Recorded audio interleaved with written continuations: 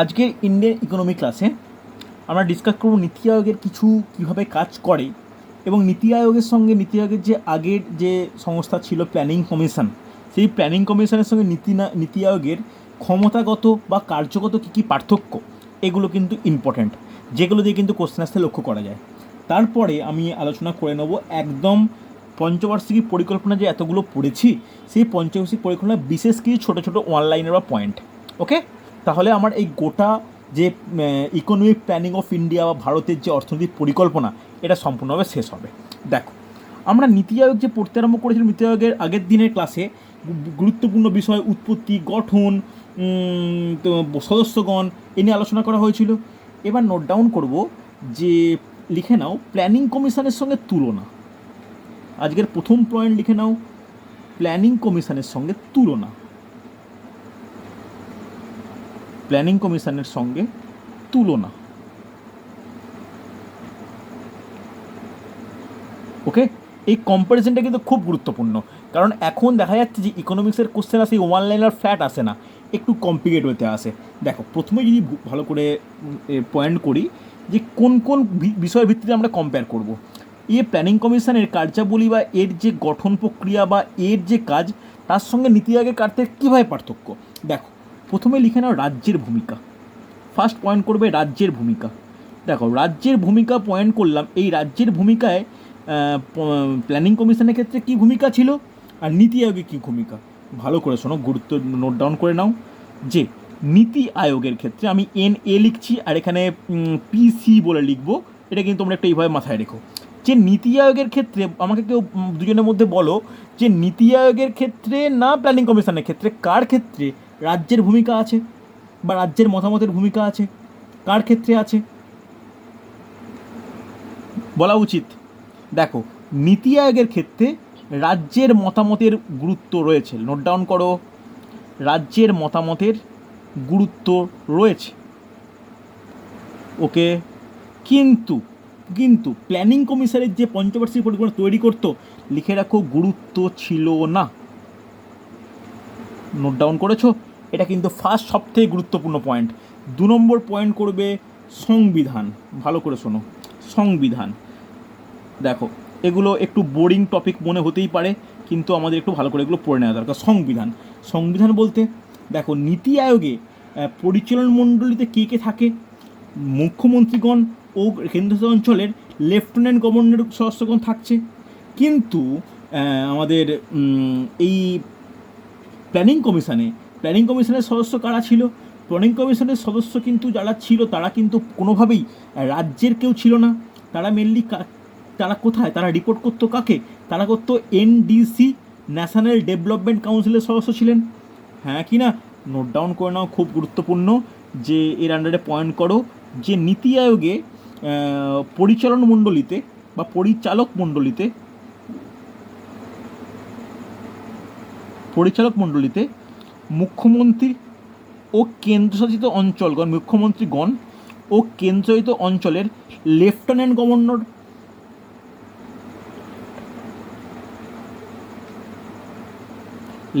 Governor, ওকে, এটা সদস্য থাকছে। কিন্তু প্ল্যানিং কমিশনে এরা ডাইরেক্ট কোনো সদস্য ছিলেন না। তাহলে এখানে কারা মানে এনারা মুখ্যমন্ত্রীর কি কোনো ভূমিকা ছিল না? হ্যাঁ, মুখ্যমন্ত্রীর ভূমিকা ছিল। মুখ্যমন্ত্রীরা কী করতো? পরিকল্পনা কমিশন অ্যাকচুয়ালি NDCর নিকট রিপোর্ট পেশ করতো। এই NDC লিখে রাখো, national development council. National development council এর সদস্য ছিলেন মুখ্যমন্ত্রীগণ। নোট ডাউন করবে, সদস্য ছিলেন উক্ত ব্যক্তিরা বা উক্ত ব্যক্তিত্বরা। ওকে, উক্ত বলতে কারা? এই লেফটেন্যান্ট গভর্নর, মুখ্যমন্ত্রীগণ। এরা কিন্তু ডাইরেক্ট প্ল্যানিং কমিশনের সঙ্গে কিন্তু যুক্ত ছিলেন না। ছিলেন কোথায়? NDCর সঙ্গে। এই NDC কী করতো? এই NDCর কাছে রিপোর্ট পেশ করতো কে? Planning commission. বোঝা গেছে? হ্যাঁ কি না? চলো নেক্সট নোট ডাউন করো, খুব গুরুত্বপূর্ণ। যে মেম্বার সেক্রেটারি। নোট ডাউন করো, নেক্সট পয়েন্ট করো, মেম্বার সেক্রেটারি। দেখো এই পয়েন্টগুলো কিন্তু খুব ইম্পর্টেন্ট।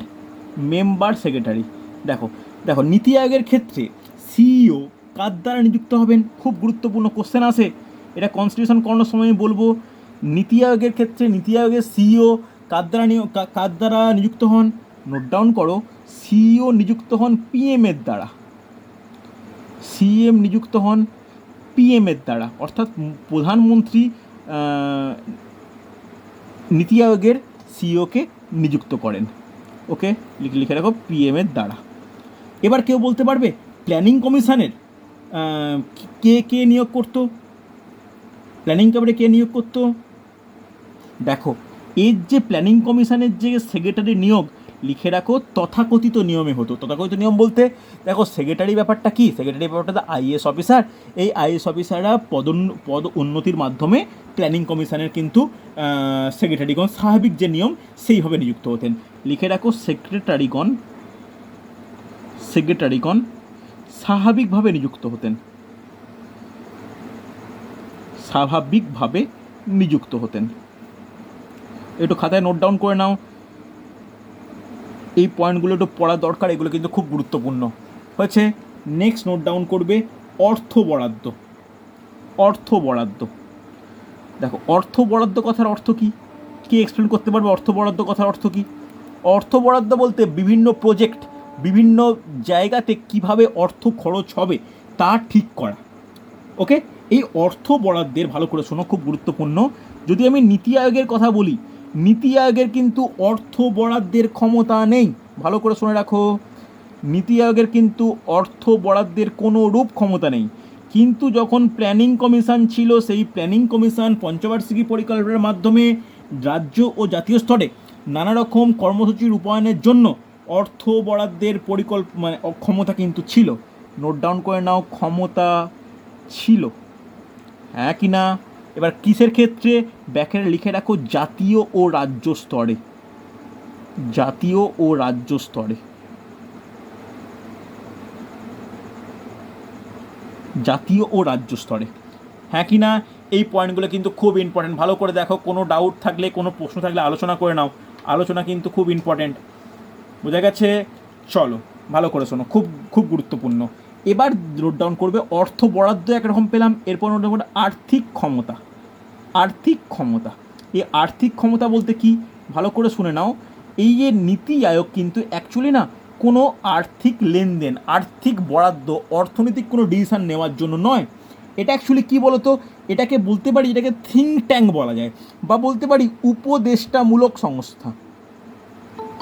উপদেষ্টামূলক সংস্থা, ভালো করে শুনে রাখো, এটা হচ্ছে উপদেষ্টামূলক সংস্থা, অর্থাৎ এমন একটা সংস্থা যেটা কোনো অর্থনৈতিক ডিসিশন একটা বলতে পারে, হ্যাঁ কি না?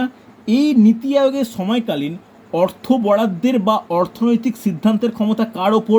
লিখে নাও সমস্ত ক্ষমতা, সমস্ত ক্ষমতা অর্থ মন্ত্রকের ওপর, মিনিস্ট্রি অফ ফাইন্যান্স, অর্থ মন্ত্রকের ওপর। নোট ডাউন করে নাও, খুব গুরুত্বপূর্ণ, অর্থ মন্ত্রকের ওপর।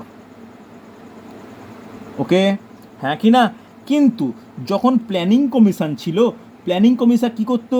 এই প্ল্যানিং কমিশন বিভিন্ন মন্ত্রক ও রাজ্য সরকারগুলিকে অর্থ বরাদ্দের ক্ষমতা ভোগ করত। ওকে, লিখে রাখো অর্থ বরাদ্দের বা অর্থনৈতিক ক্ষমতা প্ল্যানিং কমিশনের হাতে নিযুক্ত ছিল, বা লিখে নাও যে এর ওপর আর্থিক ক্ষমতা ন্যস্ত ছিল বলতে পারি, ন্যস্ত বলতে বজায় ছিল। ওকে, অসুবিধা নেই, এস অর নো, এটা কিন্তু খুব গুরুত্বপূর্ণ হয়েছে।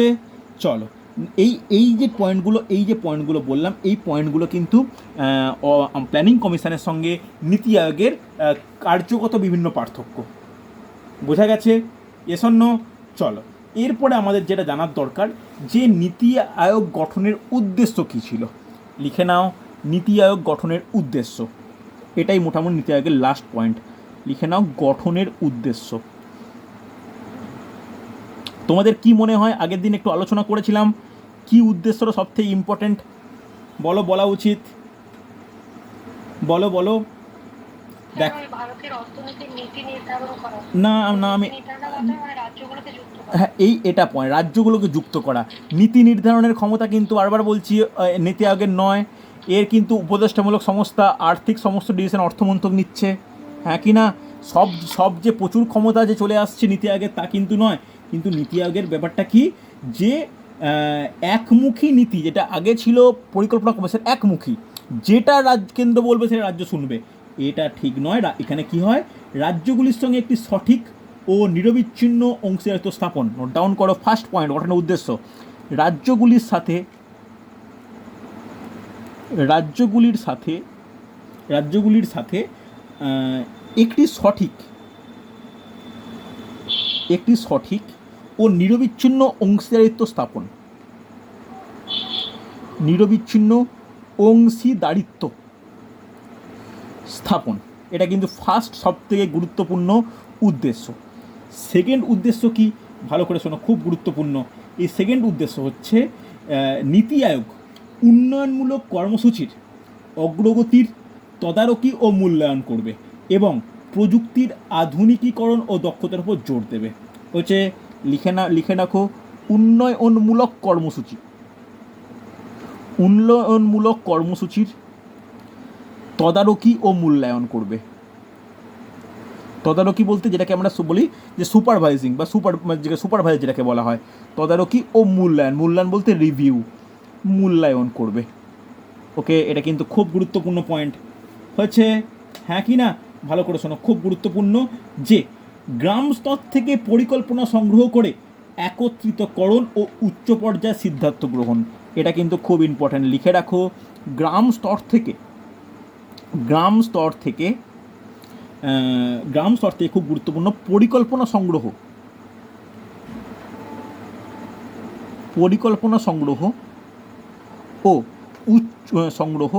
ও উচ্চ পর্যায়ে তা বাস্তবিত করা, উচ্চ পর্যায়ে তার বাস্তবায়ন। ওকে, হ্যাঁ কি না? এটা কিন্তু খুব গুরুত্বপূর্ণ হচ্ছে। চলো, এই মোটামুটি ছিল গঠনের উদ্দেশ্য। এই গঠনের ভিত্তিতে কিন্তু আমাদের বলতে পারি যে নীতি আয়োগ গঠিত হয়েছিল, যা এখনও পর্যন্ত কিন্তু চলছে। 2015 আগে পর্যন্ত ছিল প্ল্যানিং কমিশন, 2015 থেকে কিন্তু নীতি আয়োগ। বলো, নীতি আয়োগ থেকে আর কোনো কোশ্চেন বা আর কোনো ডাউট থাকলে আমাকে জিজ্ঞাসা করবে। নীতি আয়োগ কিন্তু খুব গুরুত্বপূর্ণ, এখন নীতি আয়োগ থেকে কিন্তু কোশ্চেন প্রচুর আসতে লক্ষ্য করা যায়। হয়েছে না হয়নি? হয়েছে তো। এরপরে চলো, এরপরের টপিক দেখো, আমি যে প্ল্যানিং কমিশন আরম্ভ করেছিলাম আজকে তার 5ম ক্লাস, আজকে হলে কিন্তু টোটাল ক্লাস শেষ হবে। এরপরে আমি চলে যাব হচ্ছে একদম একটু ডিফিকাল্ট টপিক, একটু একঘেয়ে টপিক, সেগুলো হচ্ছে বেকারত্ব বা দারিদ্রতা। এই পয়েন্টগুলো ইম্পর্টেন্ট, কিন্তু অতটা পড়তে তোমাদেরকে ভাল লাগবে না। যাই হোক, আমায় তো পড়তে হবে। দেখো, অ্যাকচুয়ালি আমি যদি বলি প্ল্যানিং কমিশনের বা প্ল্যানিং কমিটি বা প্ল্যানিং ইকোনমিক প্ল্যানিং, অর্থনৈতিক পরিকল্পনা, এই এতটা পর্যন্তই। এরপরে যেগুলো আমি আলোচনা করব সেগুলো হচ্ছে জাস্ট জিস্ট করে দেওয়া, কারণ পঞ্চবার্ষিকী পরিকল্পনা থেকে যে কোশ্চেনগুলো আসে না, সেগুলো আমাদের যথেষ্ট কনফিউজ করে দেয়। সেই কনফিউশনের জন্যই কিন্তু আমাদের হচ্ছে এই পঞ্চবার্ষিকী পরিকল্পনার এই কোশ্চেনগুলো নোট ডাউন করে নিচ্ছি, ভালো করে দেখে নাও, ঠিক আছে? চলো, নেক্সট নোট ডাউন করো যে এক নজরে পঞ্চবার্ষিকী পরিকল্পনা। নোট ডাউন করবে, এই ইকোনমিকের এটা খুব গুরুত্বপূর্ণ কোশ্চেন অ্যান্সার এক্সামের জন্য, এক্সাম ওরিয়েন্টেড কোশ্চেনের জন্য ইম্পর্টেন্ট। লিখে নাও, এক নজরে পঞ্চবার্ষিকী পরিকল্পনা। এক নজরে পঞ্চবার্ষিকী পরিকল্পনা। দেখো, যে কোশ্চেনগুলো বিভিন্ন পরীক্ষায় বিভিন্ন জায়গায় বারবার এসেছে, আমি সেইগুলো এক জায়গায় আলোচনা করে নিচ্ছি। আর তাতে তোমরা অন্তত যদি নোট তোমাদের কাছে থাকে, নোট দেখে হলেও অ্যান্সার দিও। ফার্স্ট 1 নম্বর অ্যান্সার করবে কিন্তু খুব ইম্পর্টেন্ট, ভালো করে দেখো, যে অর্থনৈতিক স্বনির্ভরশীলতা। লেখো, অর্থনৈতিক, জাস্ট এই কথাটাকে লেখো, এই শব্দটা, অর্থনৈতিক স্বনির্ভরশীলতা। অর্থনৈতিক স্বনির্ভরশীলতা, ওকে? এই অর্থনৈতিক স্বনির্ভরশীলতার এই উদ্দেশ্যটি, ভালো করে শুনবে, এই যাকে ইংলিশে কি বলা হয়, সেলফ রিলিয়েন্ট। এই কে পড়াশোনা করেছো দেখি, সেলফ রিলিয়েন্ট। এই উদ্দেশ্যটি প্রথমবার কোন পঞ্চবার্ষিকী পরিকল্পনায় উল্লেখিত হয়? বলা যাবে? WBCS preliminary question. তৃতীয়, ভেরি গুড, সুন্দর সুন্দর, একদম ভেরি গুড, তৃতীয় পঞ্চবার্ষিকী পরিকল্পনা। এইভাবে একটু মনে রাখো, বুঝতে পারলে? যেগুলো এসছে নোট ডাউন করো, তৃতীয় পঞ্চবার্ষিকী পরিকল্পনা।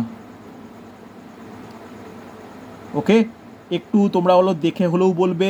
এই কোশ্চেনগুলো কিন্তু এসেছে, আমি এক জায়গায় নোট ডাউন করে নিচ্ছি। হচ্ছে গরিবি হটাও,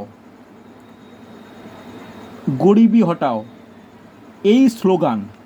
এই স্লোগানটি কোন পঞ্চবার্ষিকী পরিকল্পনায় প্রথম উচ্চারিত হয়?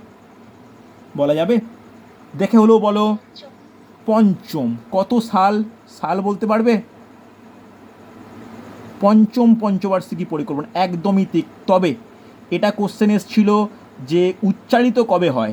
ভালো করে শুনবে, যদি উচ্চারিত কথাটা বলা হয় তখন কিন্তু পঞ্চম। ভালো করে শোনো, যদি উচ্চারিত কথাটা বলা হয় তখন হচ্ছে পঞ্চম। ওকে, যদি বলা হয় ইমপ্লিমেন্টেশন, অর্থাৎ ইমপ্লিমেন্টেশন কথার অর্থ কী? ইমপ্লিমেন্টেশন কথার অর্থ কী? ইমপ্লিমেন্টেশন হচ্ছে কার্যকর। যদি কার্যকরের কথা বলা হয় তখন কি? তখন হচ্ছে কি হবে? তখন হবে হচ্ছে ষষ্ঠ। ওকে, এই কথাটা এই টপিকগুলো কিন্তু মাথায় রেখো। গরিবি হটাও স্লোগান উচ্চারিত হয় পঞ্চম পঞ্চবার্ষিকী পরিকল্পনায়। যদি ইমপ্লিমেন্টেশনের কথা আসে তখন কি হবে? তখন হবে ষষ্ঠ পঞ্চবার্ষিকী পরিকল্পনা।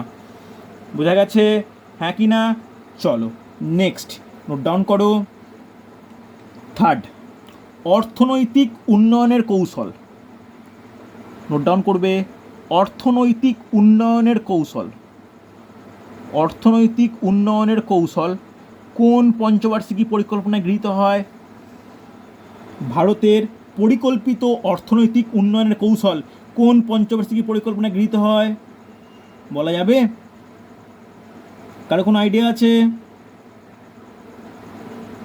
লিখে নাও যে দ্বিতীয় পঞ্চবার্ষিকী পরিকল্পনায়। নোট ডাউন করো, দ্বিতীয় পঞ্চবার্ষিকী পরিকল্পনা। ওকে, এই কোনটা প্রথম, কোনটা দ্বিতীয়, কোনটা তৃতীয়, এটা কিন্তু খুব ইম্পর্ট্যান্ট হচ্ছে।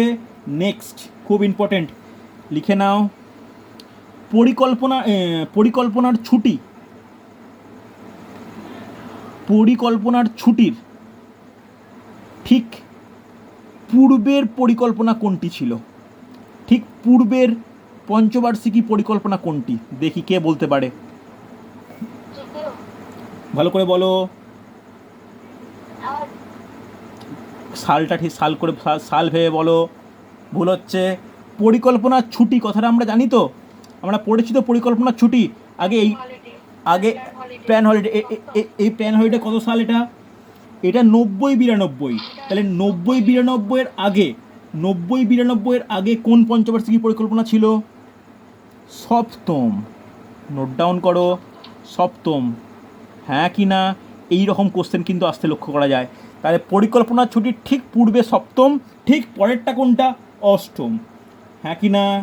ভালো করে দেখো, খুব গুরুত্বপূর্ণ কিন্তু। দেখো, এটা কোনো ডাউট থাকলে আমাকে জিজ্ঞাসা করো। হ্যাঁ কি না?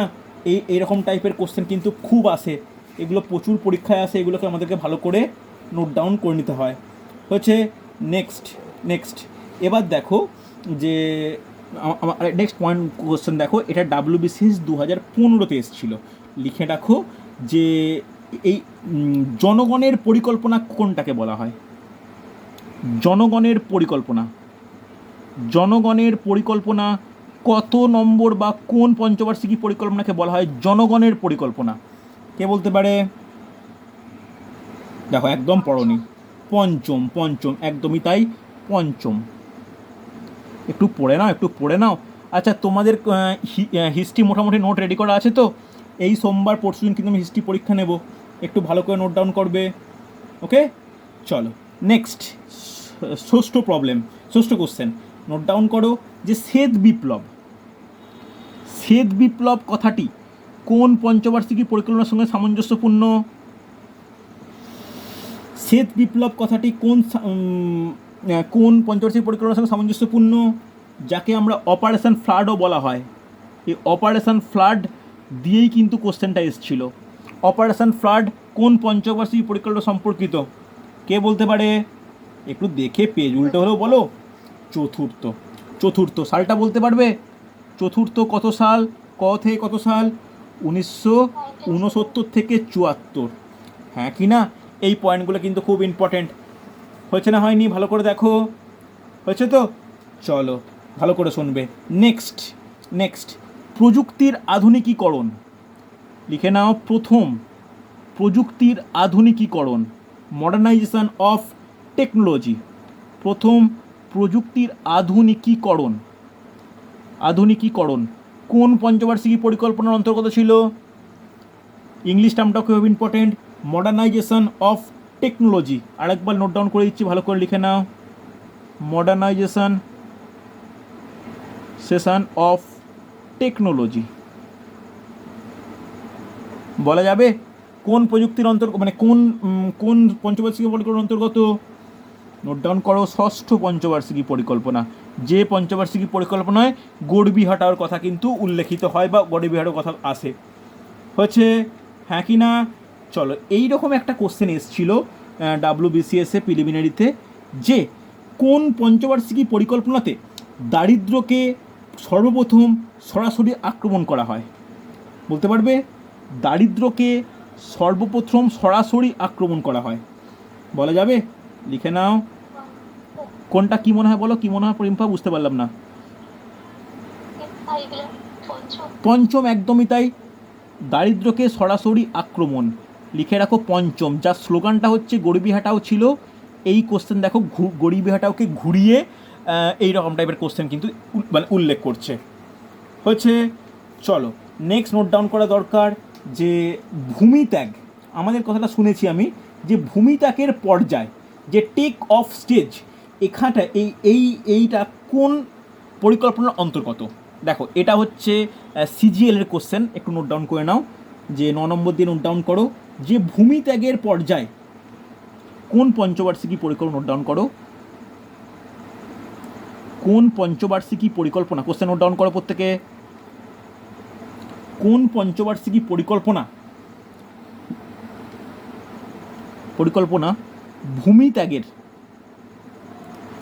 ভূমিত্যাগের পর্যায়ে এসে পৌঁছায়? দেখো এর ইংলিশ টার্মটা গুরুত্বপূর্ণ, যেটা CGL কোশ্চেনে উল্লেখ ছিল, টেক অফ স্টেজ। বলা যাবে? দেখো এটা তোমাদের আমি নোট ডাউন করাইনি, ওই জন্য আমি আলোচনা করছি। অনেক কিছু নোট ডাউন যেগুলো করাইনি সেগুলো হয়ে যাবে। লিখে রাখো তৃতীয় পঞ্চবার্ষিকী পরিকল্পনা। হয়েছে হ্যাঁ কি না? চলো নেক্সট, খুব গুরুত্বপূর্ণ, ভালো করে শোনো, যে কোন পরিকল্পনা 5 বছর হওয়ার আগেই শেষ হয়? এটা বলা উচিত। লেখো পঞ্চম। 5 বছর হওয়ার আগেই শেষ হয়। শেষ হয়ে কোন পরিকল্পনা শুরু হয়? রোলিং প্ল্যান বা বহতা। তখন PM কে ছিল? না, রোলিং প্ল্যানের সঙ্গে PM কে ছিল? মোরারজি দেশাই, একদমই তাই। হচ্ছে নেক্সট কোশ্চেন, খুব গুরুত্বপূর্ণ, মিড ডে মিল। এই কোশ্চেনগুলো খুব গুরুত্বপূর্ণ, আমরা এগুলো কারেন্ট অ্যাফেয়ার্স ভাবে অ্যাভয়েড করি, যেগুলো এর কোশ্চেন। মিড ডে মিল কথাটার সঙ্গে আমরা পরিচিত। মিড ডে মিল সারা ভারত জুড়ে কোন পরিকল্পনার অন্তর্গত শুরু হয়? বলা যাবে? লিখে নাও, অষ্টম পরিকল্পনা। সালটা বলতে পারবে? লিখে নাও, সালটা এক্সট্রা করে বলে দিচ্ছি, 1995 সাল। হচ্ছে চলো নেক্সট, এটাও কোশ্চেন এসছে, সর্বশিক্ষা অভিযান।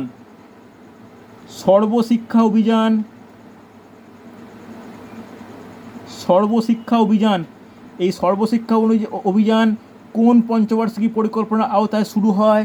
এর প্রচার এবং কত সালে? বলো।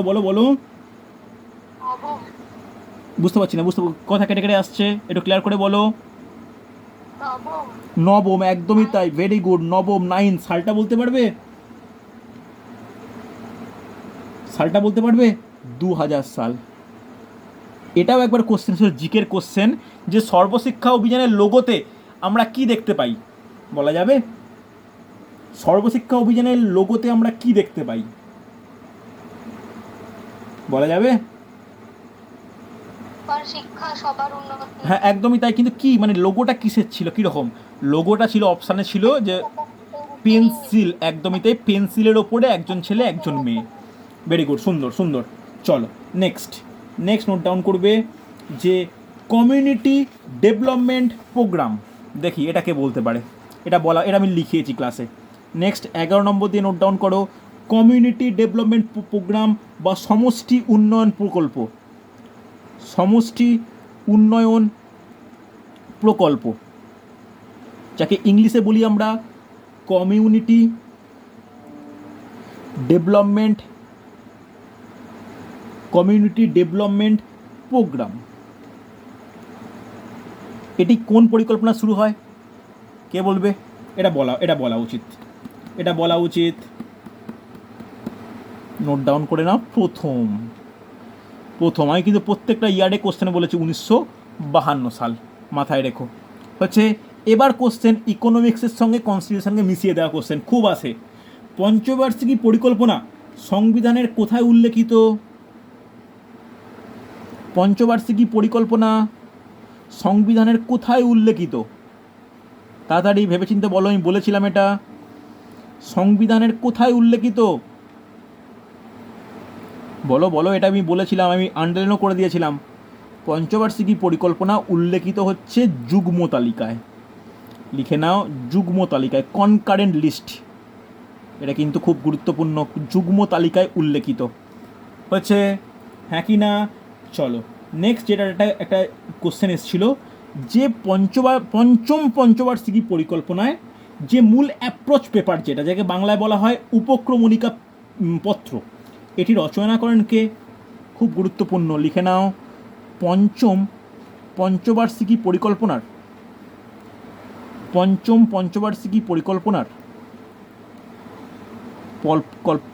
পরিকল্পনার লিখে নাও যে অ্যাপ্রোচ পেপারটা ইংলিশ ওয়ার্ড, যাকে বাংলায় বলা হয় উপক্রমণিকা পত্র এর রচয়িতা বা যিনি সাজিয়েছিলেন, গোড়াটা করেছিলেন, লিখে রাখো সি সুব্রাহ্মণিয়াম।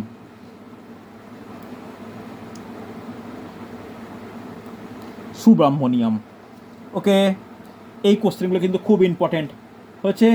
নেক্সট নোট ডাউন করবে, খুব গুরুত্বপূর্ণ, যে কোন পরিকল্পনায়, এটা দারুণ কোশ্চেন, কোন পরিকল্পনায় 14টি বাণিজ্যিক ব্যাংকের জাতীয়করণ হয়?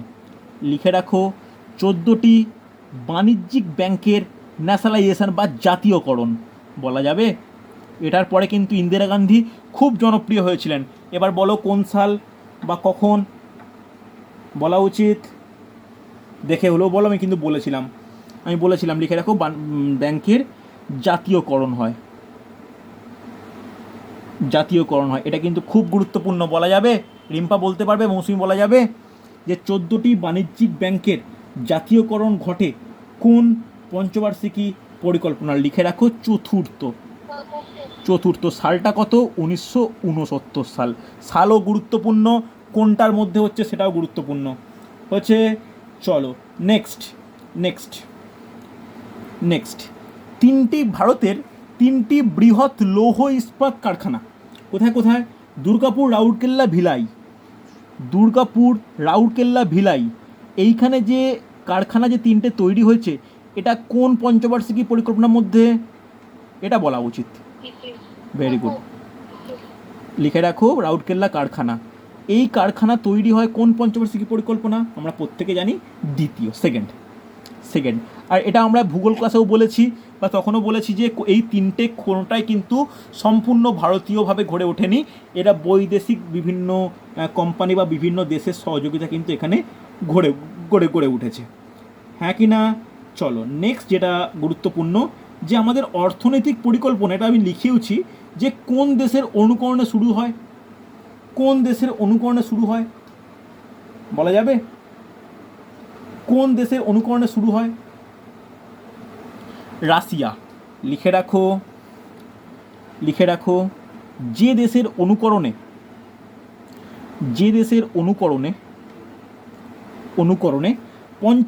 পঞ্চবার্ষিকী পরিকল্পনা, বা ভালো করে লিখতে চাইলে লিখতে পারো অর্থনৈতিক পরিকল্পনা, যেটা কোশ্চেনে যে ভাষাটা এসেছিল, অর্থনৈতিক কল্পনা শুরু হয়, লিখে রাখো, সোভিয়েত ইউনিয়ন বা রাশিয়া হচ্ছে। লাস্ট নোট ডাউন করবে, এটাও আমরা প্রত্যেকেই জানি, সাস্টেনেবল ডেভেলপমেন্ট এটি প্রথমবার গুরুত্ব দেওয়া হয় কোন পঞ্চবার্ষিক পরিকল্পনায়? Sustainable development. আমাকে আগে এর মানেটা বোঝাও, সাস্টেনেবল ডেভেলপমেন্টের মানে কি? এটি কোন পঞ্চবার্ষিক পরিকল্পনায় গৃহীত হয়? মানে জানাটা খুব গুরুত্বপূর্ণ। সাস্টেনেবল ডেভেলপমেন্ট কাকে বলে? মানে বলো, ঠিক বলছো। সাস্টেনেবল মানে কি? স্থায়ী। ডেভেলপমেন্ট মানে উন্নতি। এমন হবে যে ভবিষ্যৎ হ্যাঁ, একদমই তাই, যে একটা স্থায়ী উন্নয়ন, মানে এই নয় যে খুব কম দিনের জন্য উন্নয়ন, তা নয়। এই সাস্টেনেবল ডেভেলপমেন্ট এটা প্রথমবার অধিক গুরুত্ব দেওয়া হয় কোন পঞ্চবার্ষিক পরিকল্পনায়? লিখে রাখো নবম। ওকে, আর একটা কোশ্চেন আমার কাছে কালেক্ট করা আছে লাস্ট, এটা নোট ডাউন করো, যে কোন পঞ্চবার্ষিকী পরিকল্পনা মূল মন্ত্র ছিল, ঠিক এই ভাষায় কোশ্চেন এসেছিল পিএসসি মিসলেনিয়াসের পরীক্ষায়, খাদ্য, কার্য ও উৎপাদনশীলতা। আমি জানি না এটা আমি লিখিয়েছি কি না, নোট ডাউন করে নাও। খাদ্য, কার্য ও উৎপাদনশীলতা, এইটা মূল মন্ত্র কোন পঞ্চবার্ষিকী পরিকল্পনার মধ্যে ছিল বলা যাবে? লিখে নাও সপ্তম। ওকে, ইয়েস অর নো? রেসপন্স করো প্রত্যেকে। দেখো, এই হচ্ছে আমার টোটাল টপিক। আমি এই যে লাস্টের যে 18খানা বললাম না, এগুলো যে কোনো পরীক্ষার আগের দিন এক ঝলক দেখে যাওয়ার জন্য কিন্তু খুব ইম্পর্ট্যান্ট। এগুলোই কিন্তু শেষ নয়। এর আওতা এছাড়াও প্রচুর কোশ্চেন হতে পারে, তবে যে কোশ্চেনগুলো এই পঞ্চবার্ষিকী পরিকল্পনা থেকে বিভিন্ন পরীক্ষায় পড়েছিল, মেনলি WBCS-এ, আমি তোমাকে একসঙ্গে নিয়ে এলাম। ঠিক আছে, চলো ভালো করে পড়তে থাকো। সোমবার দিন আমি হিস্ট্রি পরীক্ষা নেব, তার সিলেবাস কিন্তু অনেকটাই, সেই মহাবিদ্রোহ থেকে আপ টু